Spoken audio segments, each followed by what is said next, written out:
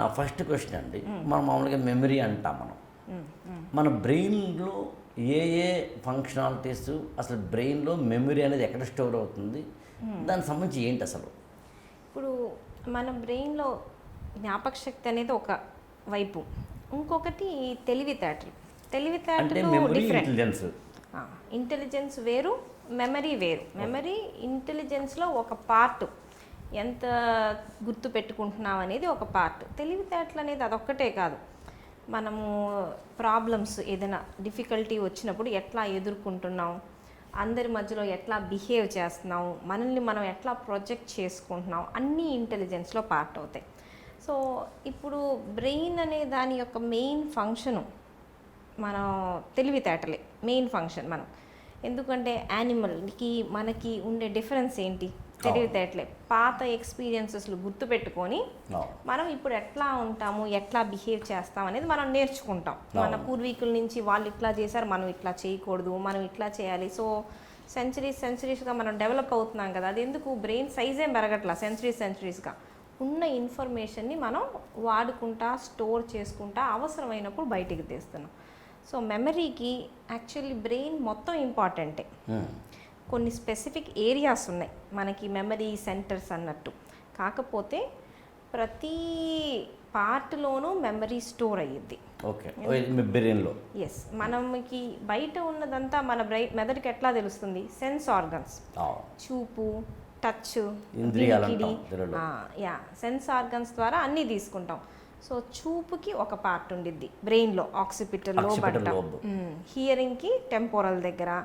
So ప్రతి పార్ట్కి ఒక్కొక్క చాట్ ఉండిద్ది. అంటే 5 లోబ్స్ ఉన్నాయండి, 6 ఉన్నాయండి? మొత్తం 5 అంటే 5 ఇంద్రియాలకి 5 లోబ్సా? అట్లా ఉండదు. ఓకే. నో, ఇప్పుడు మనం ఒక స్పీచే తీసుకుంటే మనం బ్రెయిన్లో లోబ్స్ పరంగా ఒకప్పుడు మాట్లాడే frontal lobe, pre frontal lobe అంటే రెండు ఒకటేనండి? ఒకటే, బట్ మనం ఏంటంటే ఇవన్నీ ఇమాజినరీ లైన్స్ ద్వారా మనం పెట్టుకున్న పేర్లు అన్నట్టు. సో ఇప్పుడు మనం ఏంటి అంటే కనెక్షన్స్, బ్రెయిన్లో కనెక్షన్స్ ఇంపార్టెంట్. ఒకప్పుడు ఈ పార్ట్ ఇది, ఈ పార్ట్ ఇది అంటాం. బ్రెయిన్లో ఉండే లోబ్స్ అనేవి మనం గీసుకున్న గీతల్ని బట్టి, అంటే ఈ లైన్కి ముందున్నది ఈ పార్ట్, ఈ లైన్ వెనకాల ఈ పార్ట్, ఇట్లా మనం డివైడ్ చేసుకున్నాం. కాకపోతే బ్రెయిన్ అనేది ఒక స్ట్రక్చర్, ఒక యూనిట్ లాగా పనిచేసిద్ది. ప్రతి పార్ట్ వేరే పార్ట్తో కనెక్టెడ్. సో మధ్యలో కనెక్షన్స్ ఉంటాయి, వైట్ మ్యాటర్ అంటాం. సో ఈ కనెక్షన్స్ అనే వాటిల్లోనే మన తెలివితేటలు దాగి ఉండేది. ఓకే, సో ఇప్పుడు మనం ఏదైనా చూసాము లేకపోతే విన్నాము అనుకోండి, సో దానికి సంబంధించిన పార్ట్కి ఫస్ట్ వెళ్ళిద్ది. సో అది ఇంపార్టెంటా కాదా అనేది మన బ్రెయిన్ డిసైడ్ చేసిద్ది అనమాట. సో ప్రతిదీ మనం చూసాము, ప్రతిదీ గుర్తుపెట్టుకుంటే మన బ్రెయిన్ కన్ఫ్యూజ్ అయిపోవడం తప్ప ఉపయోగం ఉండదు. సో అవసరమైనవి గుర్తుపెట్టుకోవడమే దాని పని. ఏది అవసరం అనేది మనకు ఎట్లా తెలుస్తుంది? ఇప్పుడు ఎమోషనల్గా మనం కొన్ని ఎమోషన్స్ ఉన్నాయనుకోండి, ఆ ఎమోషన్స్ వల్ల మనం గుర్తుపెట్టుకుంటాం. కొన్ని ఏంటి అంటే రోజు చేసే పనులు ఉంటాయి చూడండి. ఇప్పుడు మనం ఎవ్రీడే మార్నింగ్ ఈ టైంకి లేస్తున్నాం అనుకోండి, సో అది మనకి ఇన్గ్రెయిన్ అయిపోయింది, ఒక హ్యాబిట్ లాగా ఫార్మ్ అయిపోయింది.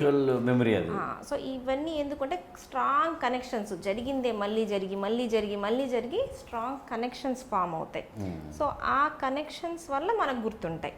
సో మనం మెమరీ అన్నప్పుడు హిప్పో క్యాంపస్ అనే పార్ట్ గురించి చెప్తాం. అది సీట్ ఆఫ్ మెమరీ అని చెప్తాం అనమాట, హిప్పో క్యాంపస్. సో మన బ్రెయిన్లో ఎక్కడ ఉంటుందండి అది? అది కొంచెం డీప్గా ఉండేది, పైన సర్ఫేస్ కాకుండా కొంచెం డీప్గా ఉంటుంది. సో మనకి బ్రెయిన్ నుంచి ఎక్కడి నుంచి సిగ్నల్ వెళ్ళి ఈ భాగంలో ఉంటుందండి? ఈ భాగం ఫ్రంటే డీప్గా ఉంటుంది. సో మనకి ఏ ఇన్ఫర్మేషన్ అయినా హిప్పో క్యాంపస్కి వెళ్ళిద్ది మనం అవసరం అనుకుంటే. హిప్పో క్యాంపస్ దగ్గర అన్నీ ఇప్పుడు మన ఫోన్ నెంబర్ ఒకటి చూసి నొక్కామనుకోండి, గంట తర్వాత అడిగితే మనకి ఫోన్ నెంబర్ గుర్తుండాల్సిన అవసరం కూడా లేదు, అవునా కదా? సో అది మనం వర్కింగ్ మెమరీలో ఉండిద్ది అనమాట. ఇది ఒక 5 నిమిషాలు ఉంటే చాలే అన్నట్టు బ్రెయిన్ డెలీట్ చేసేసింది. అంటే మనకి కంప్యూటర్స్లో ర్యామ్ అని ఉంటుందండి, exactly memory, random access memory. So అది షార్ట్ టర్మ్ మెమరీ అన్నట్టు. సో లాంగ్ టర్మ్ మెమరీకి ఫామ్ అవ్వాలి అంటే ఏదో ఒక రీజన్ ఇవ్వాలి మన మెదడుకి. సో ఆ రీజనింగ్ ఉంటే అప్పుడు కొత్త కనెక్షన్స్, సినాప్సెస్ అని ఉంటాయన్నమాట. నర్వ్కి మధ్యలో కనెక్షన్స్, వాటిల్లో కెమికల్స్ ఉంటాయి ఈ కనెక్షన్స్ మధ్యలో. సో అవన్నీ స్ట్రాంగ్ అవ్వాలి ఆ కనెక్షన్ స్ట్రాంగ్ అయితే హిప్పో క్యాంపస్ దాన్ని లాంగ్ టర్మ్ మెమరీ కింద మార్చిద్ది. ఆ లాంగ్ టర్మ్ మెమరీని మళ్ళీ కార్టెక్స్ అని ఉండిద్ది, బ్రెయిన్ బయట structure, cerebral cortex most important part. ఆ కార్టెక్స్కి స్ప్రెడ్ చేసిద్ది అనమాట. సో మన కార్టెక్స్ అన్నీ గుర్తుపెట్టుకుంటా ఉండిద్ది, మనం పాత మెమరీకి కొత్త మెమరీని కూడా లింక్ చేస్తూ ఉండిద్ది. సో కొన్నిసార్లు కొన్ని మ్యూజిక్ విన్నప్పుడు మ్యూజిక్ని కూడా లింక్ చేసిద్ది. సో మనకు అప్పుడప్పుడు ఒక పాట విన్నప్పుడు ఆ మూవీ వచ్చిన టైంలో ఉన్న జ్ఞాపకాలు కూడా మనకు తెలుస్తూ ఉంటాయి. సో అది బ్రెయిన్ యొక్క ఫంక్షన్. మనం ఏదైనా కానీ use it or lose it అంటాం. వాడే వాటిని మనకి ఫ్యూచర్లో అవసరం అనుకున్న వాటిని బ్రెయిన్ దాచిపెట్టిద్ది. మనకి అవసరం లేదు అనిపించినవి అది తీసేసిద్ది. ఈ తెలివితేటలు జ్ఞాపక శక్తి అనేది జీన్స్లో కూడా ఉంటుంది. మీరు చెప్పారు ఒకసారి చదివితే గుర్తుండిద్ది, కొంతమంది 20 సార్లు చదివితే గుర్తుండొచ్చు అన్నట్టు. అది మనం శ్రద్ధగా చదివామనుకోండి గుర్తుండే ఛాన్సెస్ ఎక్కువ. బట్ చివరికి శ్రద్ధగా చదివినా కూడా ఇద్దరు పిల్లలు ఒకే రకంగా చదివినా ఒకళ్ళు ఏకసంతాగ్రహి అంటాం. ఒకసారికి 4-5 సార్లు పట్టొచ్చు. సో రెపిటిషన్ అనేది చాలా చాలా ఇంపార్టెంట్. చదివింది మళ్ళీ చదవాలి. ఒక స్టూడెంట్ కానీ ఒక వ్యక్తి కానీ ఒకసారి చదివితే రావడం అది గుర్తుండడము అనేది బై జీన్స్ అంటారా? జీన్స్, ఎన్వైరన్మెంట్, మనం ఎదిగిన పరిస్థితులు కూడా, పెంచిన విధానం, పెరిగిన విధానం, మన న్యూట్రిషన్, మనం తీసుకునే డైట్, మన బాడీ హెల్త్ అన్నీ ఇంపార్టెంటే. ఓకే. అయితే ఇక్కడ డాక్టర్ గారు యాక్చువల్గా ఈ పాయింట్ని జనానికి లేదా ప్రేక్షకులకు చెప్పాలన్నదే ప్రధాన ఉద్దేశం. ఇప్పుడు ఒక స్టూడెంట్కి ఏకసంతాగ్రహిత్వం ఒక్కసారి చదివితే వచ్చేస్తుంది, బట్ ఇంకొక స్టూడెంట్కి ఎక్కువసార్లు చదివితే గుర్తుంటలేదు. అంబేద్కర్ ఒక మాట అంటారండి, నీకు దమ్ముంటే కోడిని మేకని కాదు పులిని సింహాన్ని బలివు, దాన్ని అలాగూ బలిబలవని. ఒక డాక్టర్గా నేను మిమ్మల్ని కోరేది ఏంటంటే, అడిగేది ఏంటంటే, ఒక నార్మల్ స్టూడెంట్ 5 సార్లు 6 సార్లు చదివినా కూడా గుర్తుండలేదట. అయితే ఒక పని చేద్దాం, ఏం చేస్తే నేను మిమ్మల్ని అదో ఆప్షన్స్లా కూడా ఒకటి విటమిన్స్ లాంటి వాటి అంటే ఇంటేక్ చేయమని కాదు, ఆర్టిఫిషియల్గా మెడికల్ తీసుకోమని కాదు, అంటే ఏ పదార్థాలు తింటే ఏ విటమిన్స్ ఏ పెరుగుతాయి, మొత్తం మీద విటమిన్స్ పాత్ర. అండ్ స్లీప్, వ్యాయామం, ఎక్సర్సైజెస్ లాంటివి, ఇలాంటివి ఏం చేస్తే అంటే హార్మోనల్ బ్యాలెన్స్ అండ్ ఇంబ్యాలెన్స్ కూడా పాత్ర ఉంటుందా? ఎందుకంటే ఒకవేళ నిజంగా కనుక ఒక స్టూడెంట్ ఇంకో ఈ పనులు చేస్తే మెమరీ పెరుగుతుందంటే కనుక అతను ఆ పనులు చేసి మెమరీ పెంచుకోవచ్చు. అప్పుడు బై బర్త్ జెనెటికల్గా ఉన్న వాళ్ళతో అతను సమానం అవ్వచ్చు. ఇలా సమానం చేయడమే మన యొక్క ఉద్దేశం. కరెక్టే. బాగా హై ఐక్యూ ఉన్న వాళ్ళని ఇంకా తెలివితేటలు చేయడం మన ఉద్దేశం కాదు. యావరేజ్ ఐక్యూ ఉన్నా కూడా ఎక్సెప్షనల్ మంచి పర్ఫార్మెన్స్ ఇవ్వాలి అంటే అది మన ఎయిమ్. ఎగ్జాక్ట్లీ. ఓకే. సో అది మల్టిపుల్ ఫ్యాక్టర్స్. తెలివితేటలు అనేది సింగిల్ కాజ్ కాదు. ఇప్పుడు జీన్స్ ఒక్కటే అని మనం చెప్పలేం, మల్టిపుల్ కాజెస్ ఉంటాయి. సో మనం మిగతా వాటిని కొంచెం బ్యాలెన్స్ చేయగలిగితే కొంచెం పైకి పుష్ చేయొచ్చు. సో ఇప్పుడు మనం ఒక యావరేజ్ స్టూడెంట్కి మంచి టీచర్ని ఇచ్చామనుకోండి, మంచి పర్ఫార్మెన్స్ ఇస్తారా ఇవ్వరా? ఇస్తారు కదా. సో అట్లా ట్రైనింగ్. సో బ్రెయిన్ని మనం ట్రైన్ చేయొచ్చు. 100% అని నేను చెప్పను, సైన్స్లో అట్లా చెప్పం 100% అనేది. బట్ మన చేతుల్లో ఉన్నంత వరకు 50% అయినా మనం అది మాడిఫై చేయొచ్చు.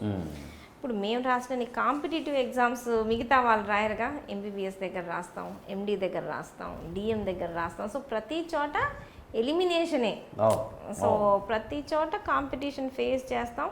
ఎంత బాగా చదివే అనే దానికన్నా మిగతా వాళ్ళతో పోల్చుకోవడం. యాక్చువల్లీ పోల్చొద్దు అంటాం, కానీ మన ఎంట్రన్స్ ఎగ్జామ్సే పోల్చడంతోనే కదా. సో ఇప్పుడు మేము చూస్తాం, మాకన్నా కష్టపడే వాళ్ళని చూస్తాము, అసలు పెద్దగా కాలేజ్కి రాకుండా టాప్ వచ్చిన వాళ్ళని చూస్తాం. అన్ని రకాలుగా ఉంటుంది. సో బట్ దీంట్లో మన చేసేది కూడా ఉంటుంది. మన చేతుల్లో ఉండేది, పేరెంట్స్ చేతుల్లో ఉండేది కూడా ఉంటుంది. మనం వాటి గురించి అయితే బెటర్గా హ్యాండిల్ చేయొచ్చు. సో మోస్ట్ ఇంపార్టెంట్ థింగ్ అయితే మాత్రం స్లీపే, అన్నిటికన్నా నెంబర్ 1 నిద్ర. ఓకే, ఇప్పుడు చదువుకునే వయసులో 8 అవర్స్ స్లీప్ అనేది కంపల్సరీ. 8 అవర్స్ అండి? 8 అవర్స్. ఓకే, 7 to 8 అన్నైనా అనుకోవచ్చు, కాస్త అటు. మళ్ళీ ఒక్కొక్కరికి ఒక్కొక్కటి, ప్రతి ఒక్కళ్ళు 8 అవర్స్ స్టాండర్డ్ అని నేను చెప్పను. కొంతమందికి 6 అవర్స్ సరిపోవచ్చు, బట్ యావరేజ్గా మెజారిటీ వాళ్ళకి 8 అవర్స్. ఎందుకు కారణం ఏంటంటారు? వాళ్ళు స్లీప్ క్వాలిటీ చాలా బాగుందనుకోండి, వాళ్ళు 6 అవర్స్ పడుకొని లేచినా ఫేస్ చూస్తే యాక్టివ్గా ఉంటారు. కొంతమంది 6 అవర్స్ లేవగానే అసలు నిద్రపోనట్టు ఉంటారు. అంటే డీప్ స్లీప్ ఎంత ఉంది క్వాలిటీ అనేది అనబట్టి చాలా ఇంపార్టెంట్. సో మెమరీ కన్సాలిడేట్ అయ్యేది స్లీప్లోనే.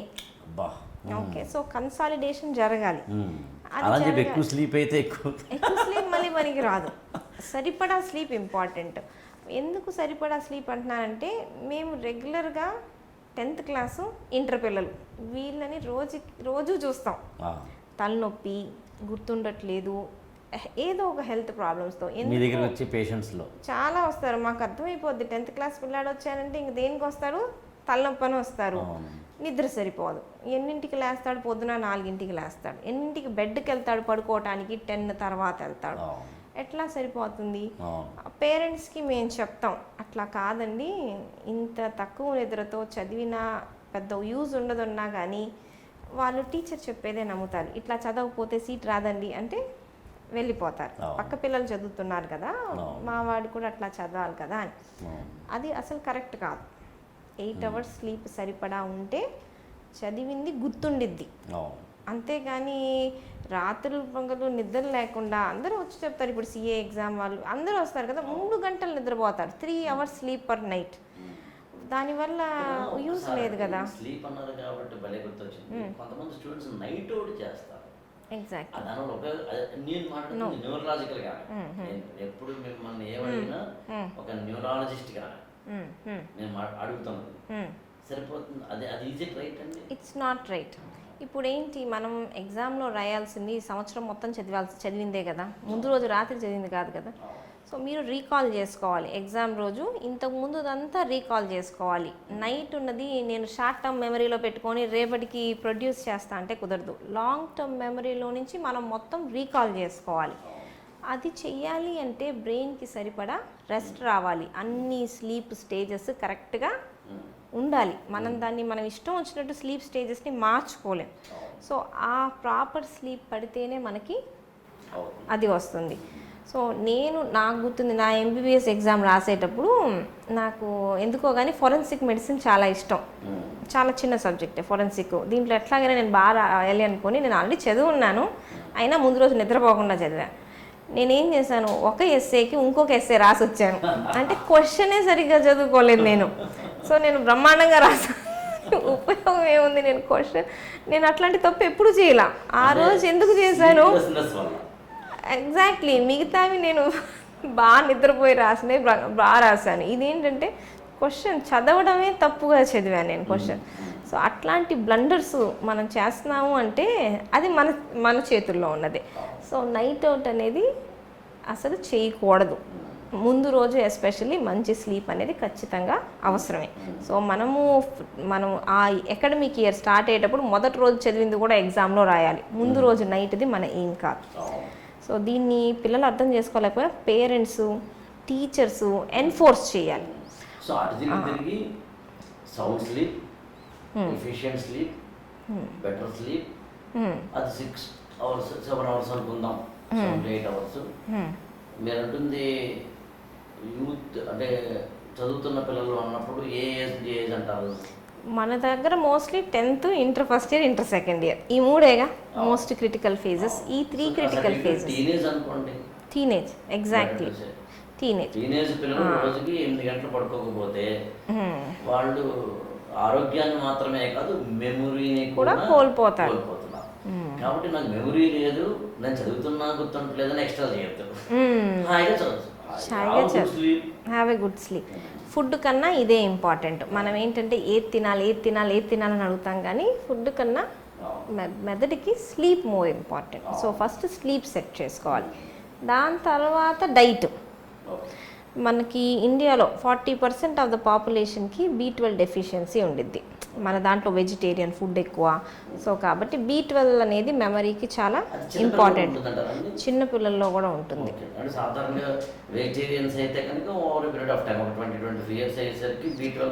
అట్లా కూడా ఉండక్కర్లా. చిన్న ఏజ్లో కూడా మనకి వెజిటేరియన్స్లో రావచ్చు. చాలాసార్లు నాన్ వెజిటేరియన్స్లో కూడా చూస్తున్నాం. సో B12 తగ్గడం అనేది. సో డైట్ తగ్గితే బ్రెయిన్ మీద ఎఫెక్ట్ పడుతుంటారు. ప్రతి కణం మీద ఎఫెక్ట్ పడిద్ది B12 అనేది ప్రతి సెల్. ఎస్, అన్నిటితో పోలిస్తే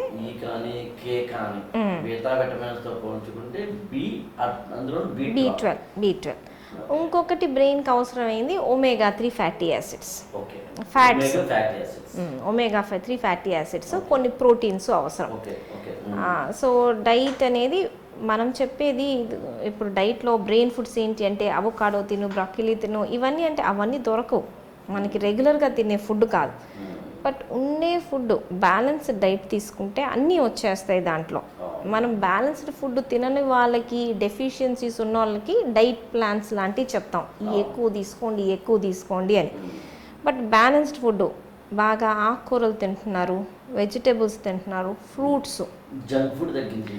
ఎగ్జాక్ట్లీ, జంక్ ఫుడ్ రిఫైన్డ్ కార్బోహైడ్రేట్స్లో ఏం రాదు. జంక్ ఫుడ్ కాకుండా నట్స్, బాదం పప్పులు, జీడిపప్పులు, పీనట్స్, ఫ్రూట్స్, బెర్రీస్ అంటే రేగ్గాయలు, ఉసిరికాయలు, నేరేడుకాయలు, ఇట్లాంటి. సో హెల్తీ డైట్ ఇవన్నీ మన నార్మల్ డైట్లో ఒకప్పుడు ఉండేవే.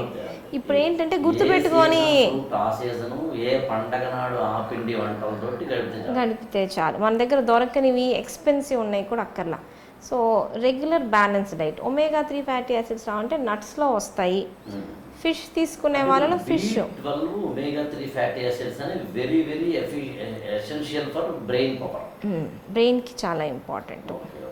అంటే న్యూరో ట్రాన్స్మిటర్స్కి, కెమికల్ ప్యాసెంజర్స్కి అవసరం ఉంటుంది. మామూలుగా బ్రెయిన్ అనేది చాలా వరకు ఫ్యాట్స్తో తయారైంది. దాని సెల్ వాల్, సెల్ మెంబ్రెయిన్స్కి, వీటన్నిటికీ ఫ్యాట్స్ అనేవి అవసరం పడతాయి. B12 అనేది ప్రతి ఎదిగే కణానికి, ఎనర్జీ ఎక్కువగా వాడుకునే సెల్స్కి అవసరం. మన బాడీలో బ్రెయిన్ చాలా ఆక్సిజన్ కన్జ్యూమ్ చేసిద్ది, చాలా గ్లూకోజ్ కన్జ్యూమ్ చేసిద్ది. సో దానికి ఆ డిమాండ్ని మనం సప్లై చేయాలి అంటే ఇవన్నీ విటమిన్స్ సరిపడితేనే మనం ఇవ్వచ్చు. సో బ్రెయిన్ అనేది ఏది పడితే అది యూజ్ చేసుకోదు. గ్లూకోజే వాడుకుండిద్ది, కీటోన్సే వాడుకుండిద్ది. అది చాలా సెలెక్టివ్. సో అవి మనకి సరిపడా ఉండాలి. బ్రెయిన్కి ఆక్సిజన్ 5 నిమిషాలు తగ్గినా బ్రెయిన్ తీసుకోలేదు, గ్లూకోజ్ 5 మినిట్స్ తగ్గినా కూడా తీసుకోలేదు. కిడ్నీలు, హార్ట్లు, లివరు ఇవన్నీ టైం ఇస్తాయి. బ్రెయిన్లో ఎప్పుడు మేము చెప్పేది టైం ఈజ్ బ్రెయిన్. సో 1 నిమిషం కూడా దానికి కావాల్సింది లేకపోతే అది పనిచేయదు.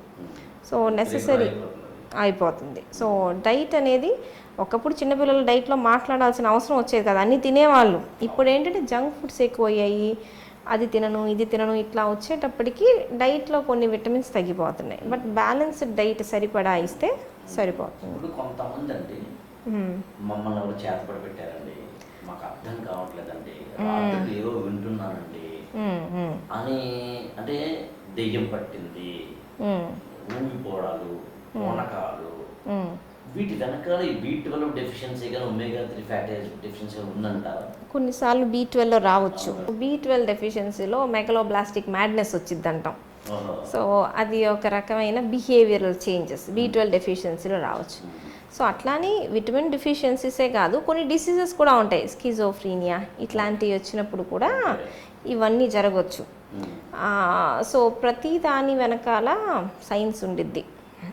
సో మనం రీజన్, మన పని అలోపతిలో రీజన్ ఏంటో కనిపెట్టాలి. B12 తక్కువ ఉంటే B12 సెట్ చేద్దాం. స్ట్రెస్, ఎక్సెసివ్ స్ట్రెస్ వల్ల కూడా ఇవన్నీ రావచ్చు. సో స్ట్రెస్ని కంట్రోల్ చేయాలి, డిప్రెషన్ ఉంటే డిప్రెషన్ కంట్రోల్ చేయాలి. ప్రతిదీ మనం హ్యాండిల్ చేయాల్సిందే రీజన్ని బట్టి అన్నట్టు. ఇప్పుడు కోడి ముందా గుడ్డు ముందు లాగా బిహేవియర్ బట్టి హార్మోనల్ ఇంబ్యాలెన్స్ ఉంటుందంటారా? నేను మాట్లాడుతున్న బ్రెయిన్ పరంగా హార్మోనల్ ఇంబ్యాలెన్స్ వల్ల బిహేవియర్లో మార్పు వస్తుందంటారా? ఓకే, అంటే ఇప్పుడు బిహేవియరల్ ప్రాబ్లమ్స్, ఇప్పుడు స్కిజోఫ్రీనియా లాంటివి తీసుకున్నాను అనుకోండి, జెనెటికల్గా కూడా వచ్చిద్ది. సో అది జెనెటికల్గా బ్రెయిన్లో ఉన్న కనెక్షన్స్ వల్లనో బ్రెయిన్లో ఉన్న హార్మోన్స్ వల్లనో ఏదో ఒక దాని వల్ల ఫస్ట్ ఈ చేంజ్ వచ్చింది, దాని తర్వాత బిహేవియర్లో చేంజ్ అవుద్ది. సో జీన్స్, మన చుట్టూ ఉన్న ఎన్వైరన్మెంటు, అంటే ఎన్వైరన్మెంట్ అంటే మన చుట్టూ ఉన్న స్ట్రెస్ కానీ, ల్యాక్ ఆఫ్ స్లీప్ కానీ, ఏదైనా అయి ఉండొచ్చు. సో ఇవన్నీ కలిసినప్పుడు బ్రెయిన్లో చేంజెస్ వస్తాయి, దానివల్ల బిహేవియర్లో చేంజెస్ వస్తాయి. సో ఇదంతా మెదడులో వచ్చినా కూడా మళ్ళీ ఇది సైకాట్రీ వాళ్ళు హ్యాండిల్ చేసే బ్రాంచ్. యాజ్ ఎ న్యూరాలజిస్టు మేము ట్రీట్ చేస్తాం, కానీ స్పెషలిస్టులు మాత్రం వాళ్ళే. బిహేవియర్ వరకు వచ్చినప్పుడు మాత్రం అది ఎంటైర్లీ ఇంకొక ప్రపంచం. దానికి మళ్ళీ సైకాట్రిస్ట్లే వాళ్ళు, అది మోర్ డిఫికల్ట్ టు ట్రీట్. మామూలు న్యూరలాజికల్ ప్రాబ్లమ్స్ కన్నా బిహేవియరల్ ప్రాబ్లమ్స్ ఇంకా కష్టం. సో ఉండదు, మనం ఎట్లా ప్రూవ్ చేస్తాము, ఎంత ఉందని చెప్తాము, కాబట్టి అది వెరీ వెరీ డిఫికల్ట్. ఇప్పుడు కొన్ని బిహేవియరల్ ప్రాబ్లమ్స్ పిల్లల్లో చూస్తాం. ఇది ఏంటంటే పేరెంట్స్ని ఒప్పించడం కష్టం. ఇది బిహేవియరల్ ప్రాబ్లం అంటే పేరెంట్స్ యాక్సెప్ట్ చేయలేరు. బట్ ఈ మధ్య వస్తున్నాయి, ఎందుకంటే చాలా చిన్న ఏజ్ నుంచే వాళ్ళ ఎన్వైరన్మెంట్లో కానీ స్ట్రెస్సర్స్ అన్నీ ఎక్కువైపోయాయి కదా. సో కిడ్స్లో చాలా ఎక్కువగా ఉన్నాయి behavioural problem. So child psychiatry ఒక సెపరేట్ బ్రాంచే ఉంది దానికోసం అన్నట్టు. సో అట్లాంటివి వచ్చినప్పుడు మేము కూడా చాలాసార్లు దాన్ని హ్యాండిల్ చేయలేం, చెప్తాం చైల్డ్ సైకాలజిస్ట్, చైల్డ్ సైకాట్రిస్ట్ దగ్గరికి వెళ్ళిపోండి, అవన్నీ మనం హ్యాండిల్ చేసుకోవాలి. ఆటిజం అనేది మామూలుగా ఎర్లీ ఏజ్లో స్పీచ్తో చూస్తాం అనమాట. ఒక ఏజ్ తర్వాత డిఫరెంట్ వేరేగా చూస్తాం బిహేవియరల్ ప్రాబ్లమ్స్ అనేవి. సో ఏజ్ని బట్టి టైప్ మారుతూ ఉంటుంది అన్నట్టు.